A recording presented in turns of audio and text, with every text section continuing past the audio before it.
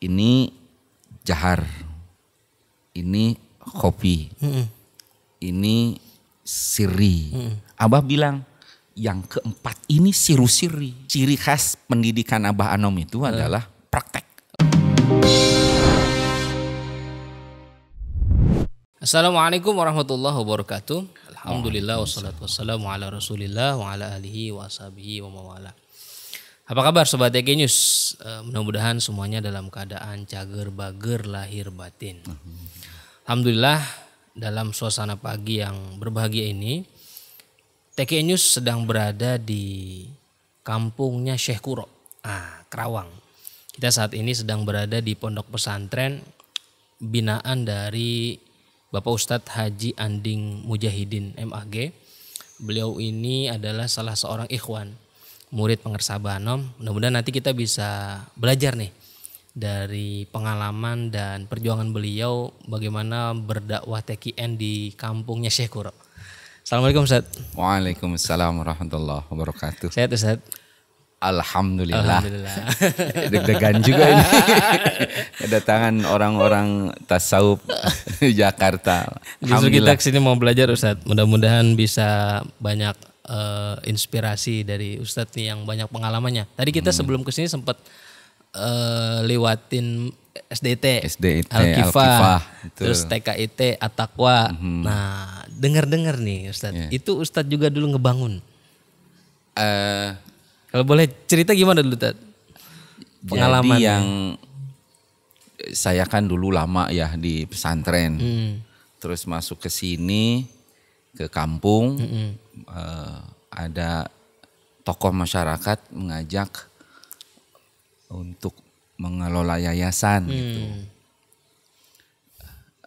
Itu yayasan TKIT At-Taqwa itu sudah lama berdirinya itu 25 tahun.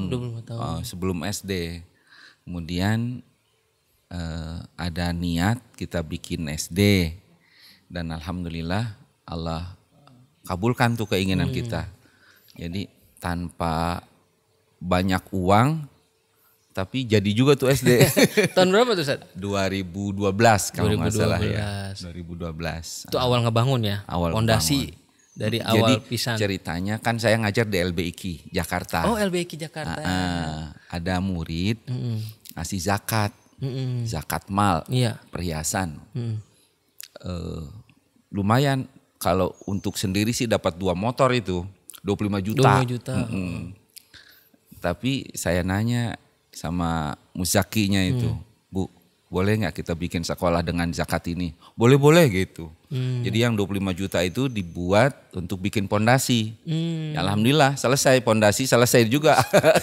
Nggak ada tidak bisa lanjut lagi. Setelah itu baru halo gitu ke murid-murid. Alhamdulillah Allah bantu, Allah mudahkan, banyak yang wakaf. Sampai ketika saya haji kosasi itu, maksudnya haji ongkos orang gitu. Dikasih. Ongkos yang dikasih orang itu. Bangunan terus berjalan. Padahal kita di Mekah itu. Karena dia ngasih, ada 1 orang wakaf 1 gedung. Allah. Jadi ada yang misalnya beli tanah, jual tanah, lalu dia sisihkan 1 gedung buat kita. Ada lagi yang dia dapat jatah dari orang tuanya haji plus. Karena suaminya pejabat gitu, banyak duitnya. Udah ini ongkos hajinya buat bikin sekolah aja gitu. Kan cepet 2013 itu berdiri. 2 tahun selesai. Dari 2010 2012. 2010 mulai 2012 sudah maju. 6 lokal, 2 lantai itu jadi. Alhamdulillah. 2 tahun berarti. 2 tahun selesai. Itu kalau boleh tahu nih Ustadz, waktu ingin mendirikan sekolah itu niatnya apa sih? Sederhana sebenarnya, karena ini kan di kampung. Kalau di kampung itu akses ke pendidikan Islam yang bagus kan sulit. Sulitnya karena untuk mendapatkan pendidikan yang bagus harus ke kota dengan biaya mahal. Kan sekarang pendidikan bagus di kota-kota itu kan rata-rata mahal. Niatnya kalau ada sekolah Islam bagus, masyarakat kita bisa masuk dengan murah. Karena itu sampai hari ini sekolah kita masih murah. 1 bulan itu cuma 170.000. SDT. Di kota sana udah 350, uang masuk udah 10 juta, 12 juta. Di kita masih 4,5 juta udah masuk lah.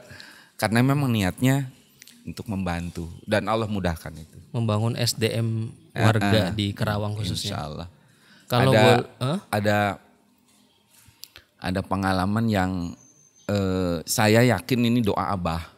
Gimana sih? Ada 2 Abah ya. Saya kan dulu mah tidak sempat dibina oleh Abah Anom karena beliau sudah sakit. Iya. Yang membina saya intensif Abah Nur. Abah Nur. Adiknya Abah Anom. Adiknya Abah Anom. Dulu kan biasanya beliau manakiban di Rawamangun. Iya.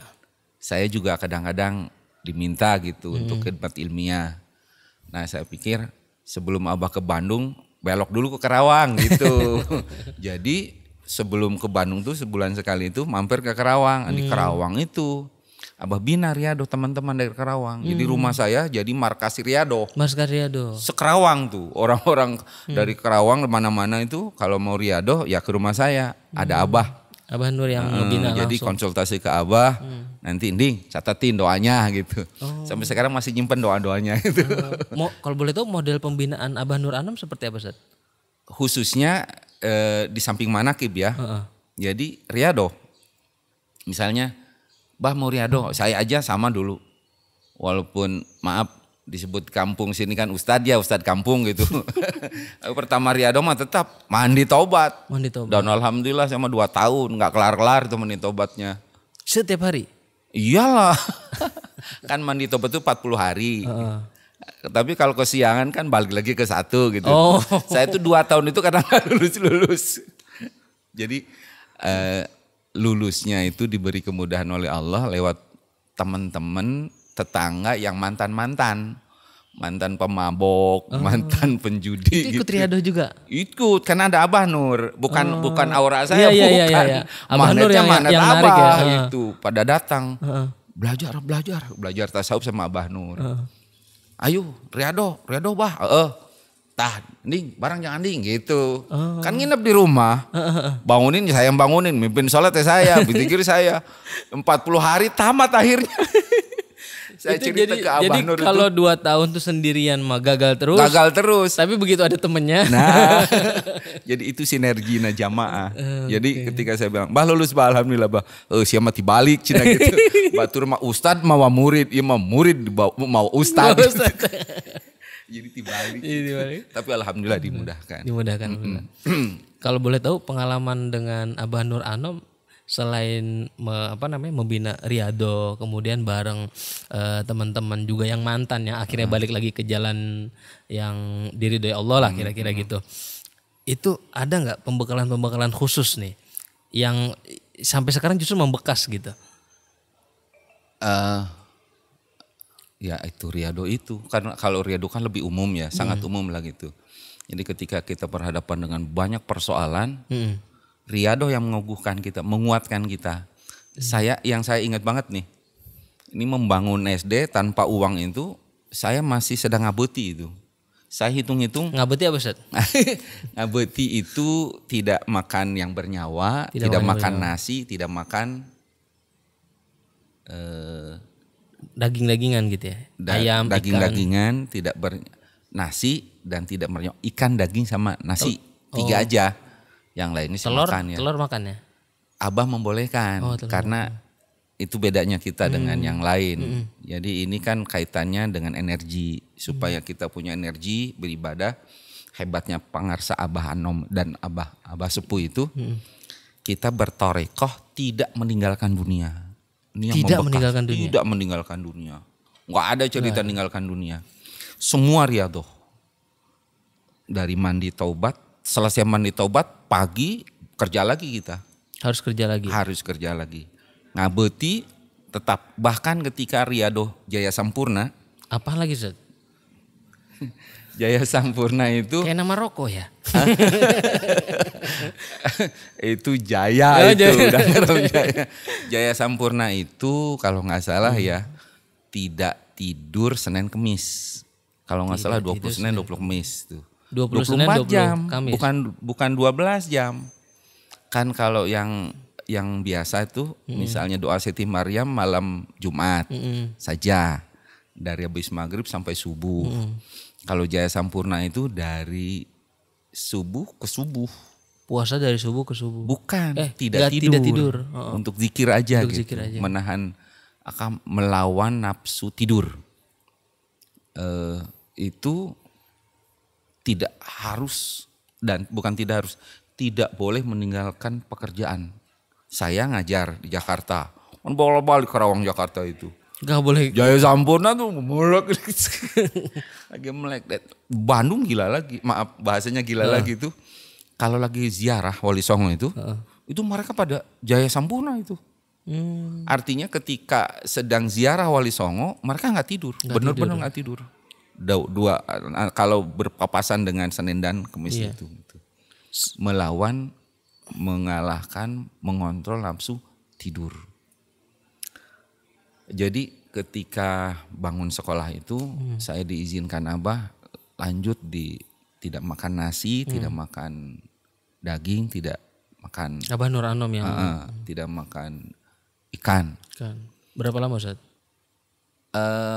Saya kan bukan ahlinya tirakat sebenarnya ya, tapi karena Allah memudahkan doa Abah gitu. Jadi hampir tiap tahun sakit gitu.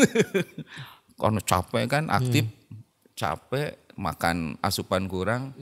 Hampir tiap 2 tahun sekali tuh kena tipes. Jadi kalau tipes batal, nanti udah sehat maju lagi gitu. Mungkin ada sekitar 15 tahun gitu.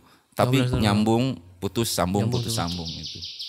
Alhamdulillah dengan doa Abah kita bisa membuat SD Islam. Jadi bangun sekolah itu justru bukan hanya usaha lahiriah, tapi diiringi dengan riadah tadi Ustaz. Betul. Kita tahu betul bahwa dari sisi fasilitas kita nggak punya apa-apa.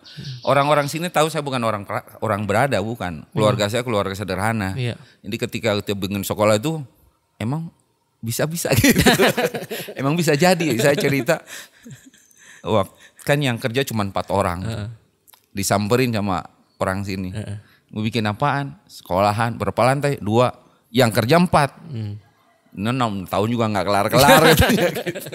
Anda gak percaya kita bisa bikin. Begitu bikin tuh, luar biasa cina, itu bukan duit isinya sekolah.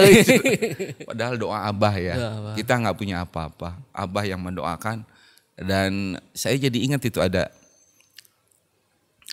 rupanya memang yang sering disebut-sebut oleh Wajejen, ada ngerujuknya ada ke hikamnya Ibnu Athaillah itu. Yang mana sih? Saya lupa di hikam keberapa, tapi bunyinya gini kalau nggak salah. 27 kalau nggak salah, antara 26 dan 27. Min alamatin nujhi fin nihayat arruju'u ilallahi fil bidayat.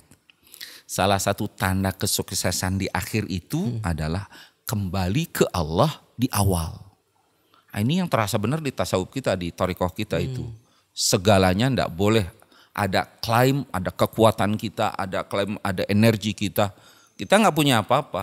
Kan selalu kita bilang innalillahi wa inna ilaihi rajiun. Maksudnya kan yang punya kekuatan, yang punya nafas, yang punya segalanya, yang kita dipinjemin ke kita kan Allah.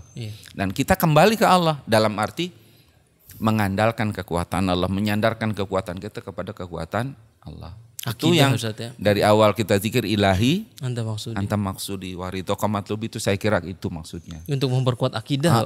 Kembali ke Allah. Kembali ke Allah. Kan banyak orang mah kembali ke Allah tuh di akhir. Geus rek bae eta kakarakin innalillahi. Kalau ada yang meninggal baru kita bilang innalillahi wa inna ilaihi. Ini harusnya di depan dong, jangan. Kalau kata Syekh Ibnu Athaillah di depan. Kalau kita mau sukses di belakang, depannya harus kembali ke Allah. Gitu. Kan ada istilah gini Ustaz. Kita ikhtiar, nanti setelah ikhtiar baru tawakal. Keliru berarti Ustaz ya? Keliru, betul keliru. Ikhtiar dengan menyandarkan kekuatan kita kepada kekuatan Allah. Jadi sejak awal harus tawakal. Betul. Dan saya ini kan maaf bukan lulusan pesantren yang dibina secara khusus tasawufnya ya. Kalau di Gontor itu anak-anak dilatih hidup aktif. Makanya kalau keluar dari Gontor tuh aktif semua. Di semua lini kehidupan itu. Jadi kita diarahkannya hanya tahajud, Senin Kemis gitu. Yeah. Secara teoritis tasawuf nggak diajarkan. Praktek-praktek tasawuf seperti ngabeti itu nggak kita alami waktu di Gontor ya. Yeah. Jadi ketika kita keluar ketemu Abah, diajari riadoh itu, ya lumayan. Haheho gitu bahasanya. Bayangkan dulu kan gawok, apa bahasa Sunda gawok itu ya. Senang banget kan sama nasi kan. Belum sebut makan kalau belum makan nasi ya. Sekarang nggak boleh makan nasi. Kaget juga di awal. Apalagi melek kan itu. Widih 12 jam gak tidur.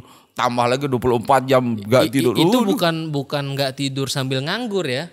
Bukan gaple ya, bukan. Tapi gak tidur sambil kerja. Iya betul. Malamnya nggak tidur, siang nggak tidur, tapi tetap kita ngajar. Allah beri kesehatan. Ya saya yakin betul. Kalau kita mengandalkan kekuatan kita, habis sakit, kurang tidur aja sepan, darah tinggi, pasti sakit terus lah. Tapi memang Allah beri kemudahan. Abah mendoakan. Itu Abah Nur Anam kalau ngasih riadoh gitu ya. Itu ngejelasin gak sih ini manfaatnya ini? Enggak ya? Wah. Ngasih aja gitu. Salah. Maaf saya bukan ngajarin. Iya. Tapi setahu saya ciri khas pendidikan Abah Anom itu adalah praktek. Gak pakai teori. Coba lihat buku ibadahnya tuh. Gak ada dalil. Bener? Gini. Pokoknya lakukan dulu. Ada satu yang saya ingat benar. Saya kan dari pesantren itu lama ya. Jadi siswa santri itu 4 tahun, ngajar 6 tahun. Setelah itu ngajar pesantren-pesantren di Bogor. Adalah banyak kali. Tapi ketika belajar tasawuf ke Abah, ada satu amaliyah Rasul yang saya baru tahu. Saya bilang tadi saya kan bukan orang berada ya. Pengen dong naik haji gitu. Di Abah kan diajari sholat apa? Isyraq. Oh, sholat isyraq. Ini apa? Abah nggak ngejelasin. Abah mana pun nggak ada yang ngejelasin. Abah Anom enggak, Abah Nur enggak. Pokoknya isyraq. Sholat isyraq aja kan gitu ya. Nah karena kita mau orang pesantren kan, pengen juga dong tahu. Itu waktu di pesantren nggak ketemu tuh sholat isyraq itu. Fikhu sunnah yang tebal itu, kitab-kitab Safinah nggak ada. Sholat isyraq nggak cerita. Ketemunya di Abah itu, carilah hadisnya, ketemu kan dalam hadis itu disebut man salal gadata fi jama'atin thumma qa'ada yadhkurullah hatta tatlu asy-syams thumma shalla raka'ataini kana lahu ka'ajri hajjatin wa umrah. Siapa yang salat subuh berjamaah lalu setelah salat dia duduk berzikir kepada Allah sampai terbit matahari, lalu salat 2 rakaat, maka pahalanya setara dengan pahala menunaikan ibadah haji dan umroh. Wih, kita pengen banget loh haji umroh itu, gak punya duit. Itu kompensasinya, kalau orang Sunda bilang ngadeluk kata isyraq itu. Saya ingat itu 3 bulan saya nggak berhenti itu. Saking pengennya haji umroh. Yang nggak haji umroh ya minimal dapat pahalanya lah gitu. Iya. Jadi kepengaruh sama pahala gitulah. Dan Allah bukakan jalan. Saya ingat ada wakil talqin selalu bilang, setiap amal soleh yang kita lakukan ganjarannya di akhirat. Tapi di dunia selalu ada bonus. Oh, selalu ada bonus. Selalu ada bonus. Sodakoh ganjarannya di akhirat, nggak bisa diambil di dunia. Di dunia itu bonusnya. Kayak antum-antum kan hidup makmur lah dari sodako, dari zakat. Itu bonus bukan pahala saya kira. Nah kami juga sama ini. Ada banyak teman-teman maaf di TKN itu yang nasibnya kayak saya. Tidak punya uang tapi bertabaruk gitu. Melakukan apa yang Abah ajarkan, diajarkan Rasulullah. Sholat isyraq. Bahasanya gak keren dikit. Rajin lah isyraqnya gitu lah. Mungkin pangap juga gitu. Maksudnya pangap butuh gitu. butuh pengen ke Mekah gimana lah gitu. Dan setelah 3 bulan gitu, ada saudara ngajak saya umroh. Ayo bareng, gratis tuh. Alhamdulillah. 3 bulan umroh, kemudian maksud setelah 3 bulan itu saya umroh, kosasih ya. 5 tahun berikutnya Allah kasih ongkos. Ada murid yang ngasih ongkos ke saya. Berdua haji. Haji kosasih. Jadi umroh kosasih, haji kosasih. Maaf, saya nggak ngeledek ya. Ada yang nasibnya kayak saya. Ajengan Nandri nasibnya sama saya itu. Oh iya. Nggak punya duit tapi berangkat haji sama istri beliau itu. Dan saya tanya, sama kosasi juga ada. Ada pengiring apa satu lagi tuh, Ajengan Yaya dari Tasik. Sama, maaf saya nggak ngeledek. Sama terbuka duit ke Uing gitu. Tapi karena rajin isroknya. Saya tahu mereka rajin isrok. Berangkat semuanya. Allah beri kemudahan itu. Jadi ciri khas Abah itu mendidiknya nggak pakai teori banyak. Laksanakan aja. Nanti setelah dilaksanakan terbukalah dalil-dalilnya itu. Kan orang pertama pada apaan? Saya yakin orang kota kan pengennya landasan ilmiahnya apa nih? Saya ingat ketika umroh kedua itu saya diajak oleh murid disuruh ceramah. Saya buka bab apa? Umroh tapi dapat pahala haji gitu. Itu ada salah seorang peserta umroh, jamaah umroh yang mantan pejabat di Kementerian Agama. Dia bilang, emang ada hadisnya gitu. Nggak ada yang tahu itu. Artinya banyaklah yang tidak kenal isrok ini. Saya bilang tadi di fikih nggak ketemu. Coba cari bab apa. Bab sholat sunat dalam fikih standar. Sapina, Kifayatul Akhyar. Atau yang modern seperti fikih sunnah. Sholat isrok gitu. Jadi dia ragu itu. Saya ngaji di Masjid Agung aja. Itu sholat tahun tak. Jadi kita yang kemudian membukakan. Ada hadisnya memang sahih ya. Riwayat Tirmidzi. Kakarak nuhun tuh. Waduh mantep banget itu. Sampai pulang dari Mekah itu umroh itu di bandara dia bilang, oh Ustadz berkah ilmunya saya praktekkan selama di Mekah. Gitu, itu ciri khas Abah. Ciri khas Abah. Mendidik kita mengamalkan dulu. Belakangan nanti ketemu juga. Karena memang kan tidak semua murid Abah itu intelektualitasnya tinggi. Apalagi berlatar belakang pesantren. Iwe heula amalkeun, tapi tetap ada pembimbing kan, wakil talqin para ustadz itu. Dan nanti mereka yang bukakan. Abah enggak. Dah bahasanya kira-kira maraneh we geus membukakeun gitu ya. Kita yang wajib membukanya gitu. Luar biasa Ustaz. Jadi pengalaman belajar riyadoh dibimbing sama Abah Nur Anom. Iya. Alhamdulillah. Nih saya mau beralih sedikit Ustaz. Ustaz kan juga pernah punya beberapa karya terjemah. Di antaranya karyanya Pengarsa Abah Anom, Miftahus Sudur, dan terutama karya Sultanul Aulia, Sirul Asrar. Nah, punya pengalaman khusus nggak Ustadz waktu menerjemahkan kitab-kitab itu tuh? Malu kita nyebutnya. Gini, saya nerjemahkan Sirul Asrar itu belum ditalkin. Jujur aja ya. Ini pengalaman saya mirip-mirip pengalaman Pak Profesor Abdul Somad sebelum dia jadi Ustadz ngetop. Dia pernah cerita. Waktu dia nggak punya job, kan nggak lulus tuh dia tes di UIN. Jadi PNS di UIN kan nggak lulus. Waktu itu kata dia pekerjaan dia apa? Menerjemahkan buku. Yang kemudian dijual bebas, dijual lepas gitu tuh. Saya juga sama. Pekerjaan kita ya kan kita mah bukan birokrat, bukan pengusaha, bisa sedikit bahasa. Jadi di sela-sela kesibukan kita ketika off mengajar itu nerjemahkan buku. Lalu dijual lepas gitu. Beberapa sebenarnya bukan hanya 3 itu. Ada beberapa buku lain sudah kita terjemahkan dan sudah beredar di masyarakat. Termasuk Fathur Rabbani itu saya ambil dialog dengan perumpamaannya Kanjeng Syekh dalam Fathur Rabbani itu.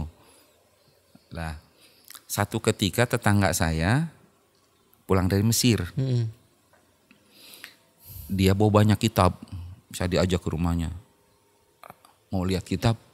Mau dong gitu. Saya senang kitab kan. Ada gini. Saya kan ngambil S2 di Muhammadiyah, Jakarta. Jurusannya pemikiran Islam tasawuf.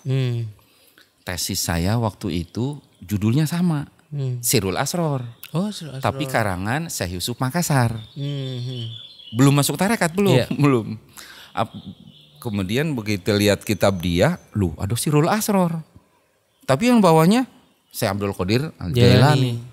Pinjam dong gitu. Bagus banget kitabnya, terjemahin pelan-pelan. Nah, saya bilang banyak pengalaman orang-orang awam model kami ini yang menerjemahkan buku-buku tasawuf. Pengalamannya pasti hampir sama. Jadi kita ngerti sedikit redaksinya, tapi nggak ngerti isinya. Boro-boro kita orang Indonesia ya. Iya. Afifi itu, saya lupa nama lengkapnya. Beliau kan orang Mesir, doktor, jago bahasa Arab. Masa dokter bahasa Arab kagak ngerti bahasa Arab? Nerjemahkan Fususul Hikam itu. Ini yang cerita beliau sendiri dalam pengantarnya. Ketika itu punya Muhyiddin Ibnu Arabi ya, sama-sama Muhyiddin, penghidup agama. Kalau ini kan filosofi, tasawufnya falsafi. Dia cerita, saya ngerti bahasa Arab, tapi apa maunya itu nggak ngerti saya gitu. Nggak ketangkep. Maksud dari penulis. Iya, karena memang dia belum dapat rumus-rumusnya, kunci-kuncinya belum. Ketika dia kaji lagi kitab-kitab Syekh Muhyiddin Ibnu Arabi yang lain, baru dia ngerti. Kasus kita ketika menerjemahkan kitab-kitab tasawuf, khususnya Sirul Asror itu sama. Ini apa maksudnya gitu. Itu bisa 3 hari itu off itu. Kalau di komputer itu di layar tuh bengong aja nih. Ini apa maksudnya gitu. Jadi terjemah kata mah tahu. Tapi isinya maksud apa? Okay. Kan ngapain juga nih terjemahkan tapi nggak ngerti isinya. Kan kalau di dunia terjemahan kan sebenarnya kita bukan translator ya, interpreter. Penafsir, betul. Mengalihkan bahasa supaya lebih paham, lebih mudah dipaham orang gitu. Nah, 3 hari nggak dapat ini gimana gue? Masa harus berhenti gitu? Udah nggak tahu muncul dari mana tuh ilham. Ila hadratus Syekh Abdul Qadir Al-Jailani qaddasallahu sirrahu Al-Fatihah gitu. Bray, itu langsung nahal sendiri itu.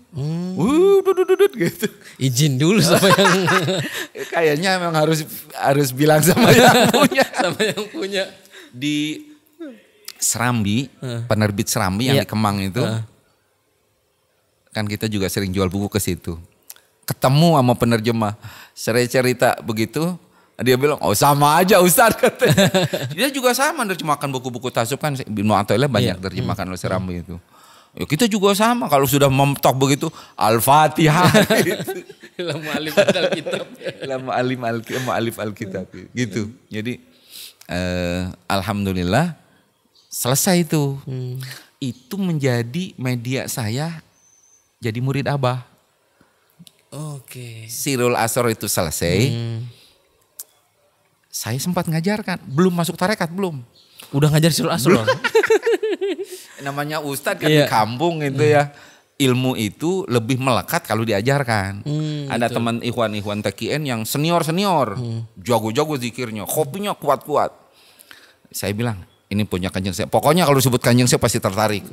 Ngaji gitu. Tiap malam tuh ngaji itu. Selembar, satu bab itu di musola sebelah sono ada. Musolanya ada. Sampai jadi itu. Jadi sambil nerjemahkan, sambil diajarkan, sampai jadi satu buku itu. Nggak tahu dari mana munculnya berita, saya nerjemahkan buku itu nyampe ke Abah Nur. Oh, Abah Nur. Abah Nur bilang, "Ding, buru ka dieu," gitu. Saya dipanggil ke Bali Pustaka, rumahnya Pak Ecep, Bu Ecep itu. Barulah, setelah itu ya udah, saya sekali ditalkin sama Abah Nur. Jadilah gitu beliau yang kemudian menerbitkan buku itu. Saya wakafkan, saya nggak tahu nggak pernah minta honor, udah saya wakafkan aja. Sirul Asror itu. Selesai Sirul Asror, Abah bilang, "Yo, saya nggak ngerti apa dasarnya ya, apa motivasinya. Tapi Abah bilang, ini buku Miftahus Sudur kan penerjemah Pak Profesor Abu Bakar Aceh. Itu kan bahasanya bahasa Melayu lama. Iya. Kalau untuk kekinian kurang bisa dicerna gitu. Jadi Abah bilang, coba kamu terjemahkan. Bah, saya nggak bisa apa-apa, nggak terjemahkan. Saya berani ngambil karena saya pasti didorong sama beliau dari jauh gitu. Dan subhanallah dimudahkan betul, cepat terjemahkan Miftahus Sudur. Saya tahu Abah yang berada di belakang gue. Kalau Sirul Asrar kita maju sendiri. Berat mogok. Kadang-kadang harus beli bensin dulu kan. Kalau Miftahus Sudur enggak, karena Abah Nur yang mendorong.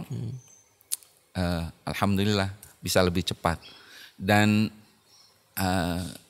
jadi ciri khas kita kalau menerjemahkan buku tasawuf itu sambil mengabadikan karya lamanya.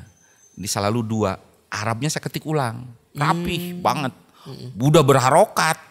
Iya. Sirul Asrar juga sama. Udah diharokati kanan kiri. Jadi orang kanan Arabnya. Bisa melihat Arab sama ini. Dengan harapan ketika orang membaca ada salah saya langsung kritik gitu. Jadi maksudnya belajar juga. Miftahus Sudur juga begitu. Alhamdulillah. Itu kitab-kitab yang sebenarnya mesti dipelajari oleh setiap ikhwan ya? Iya, betul. Kalau Miftah itu saya jujur ya, saya kan bukan pakarnya. Tapi orang senang itu katanya, ini kan ente kena orang awam gitu. Terus menerjemahkan buku tasawuf, tingkat tinggi. Tapi dengan bahasa awam, jadi paham deh gitu. Bukan karena kita ngerti, bukan. Tapi karena kita awam. Jadi menerjemahkan kitab jadi tahu parameter awam nih. Oke. Iya, jadi bahasanya diawamkan betul karena memang kita awamnya bukan karena kita mengada-ada. Jadi lebih mudah mereka memahami Sirul Asrar atau bahkan Miftahus Sudur. Sebenarnya kalau dilihat kitab Miftahus Sudur itu masuk masuk kategori yang mana Ustaz? Yang kitab awal, pertengahan atau yang sudah? Kalau Ibnu Arabi kan banyak yang menempatkan tuh udah di tinggi lah gitu. Saya lihat Miftahus Sudur itu bisa untuk semua jenjang. Oke. Awal, tengah, bahkan akhir. Kalau antum lihat kitab ini kan dari terdiri dari 2 jilid setahu saya. Di jilid-jilid awal itu Abah banyak bercerita tentang dasar-dasar. Quran, hadis. Kemudian dasar-dasar talqin ya. Pokoknya pengajaran tentang thariqah. Tapi di bagian kedua itu saya lihat sudah masuk. Jadi yang pertama bisa masuk untuk pemula itu. Tapi kalau udah masuk ke jilid kedua itu aplikasi zikir dalam kehidupan itu. Aplikasi zikir dalam kehidupan. Bahkan saya berani mengatakan ini cocok juga untuk tingkat tinggi karena Abah sudah bercerita tentang zikir yang memang levelnya level tinggi. Di bagian kedua itu kan bercerita ada macam-macam zikir itu. Saya diajari sama Abah Nur. Ini jahar, ini khofi, ini sirri. Abah bilang yang keempat ini sirri. Di bagian Sirul Asrar itu ada tanda-tandanya Abah Anom sebutkan dalam Miftahus Sudur itu. Jadi maka saya bilang bisa pemula, bisa pertengahan, mutawasid, bisa akhir. Bisa dua-duanya. Bisa tiga-tiganya. Ya tergantung orang mau menggali yang sebelah mana Ustaz ya. Kita level mana masuk selalu tersedia di kitab itu insya Allah. Dan tidak lapuk oleh zaman. Alhamdulillah. Kita diperkenankan oleh Allah untuk membaca kitab itu. Insya Allah manfaat banget lah. Dan maaf kalau kita lihat jadi ngaji kitabnya jadinya ya. Iya nggak apa-apa Ustaz. Menarik Ustaz. Makin menarik itu kitab kalau kita merujuk kepada kitab-kitab yang Abah sebut. Oh, rujukannya. Cakep banget jadinya. Banyak cerita. Itu Abah cerita saya bilang tadi di bab 2 itu Abah bercerita tentang pemaparan komentar para ahli-ahli tasawuf sekelas Imam Ghazali terhadap tasawuf. Abah sebut kitab-kitabnya, mungkin sebut orangnya ya, kitabnya mungkin nggak Abah sebut. Iya, nggak sebut. Nah, saya kan penasaran. Ini kitab apa? Kitab apa yang Abah kutip? Referensi aslinya. Ketemu. Ketika mengutip pendapat Imam Ghazali bahwa orang tasawuf tuh begini, tasawuf tuh gini. Saya cari-cari. Ini kitab apa kira-kira? Ketemu Al-Munqidh Minadh Dhalal. Waduh, jadi ramai itu. Karena cerita tentang Imam Ghazali ketika dia masuk tasawuf. Iya. Dan ketika dia mulai uzlah. Uzlah itu kan sudah masuk prakteknya tasawuf kan? Uzlah, kalau Haji Bahasan ini kan nyebutnya 2 uzlah itu. Satu al-uzlah bil qalbi wal qalab. Raga dan hati uzlah dua-duanya. Itu yang dilakukan oleh ulama-ulama. Terus yang kedua uzlah bil qalbi dunal qalab.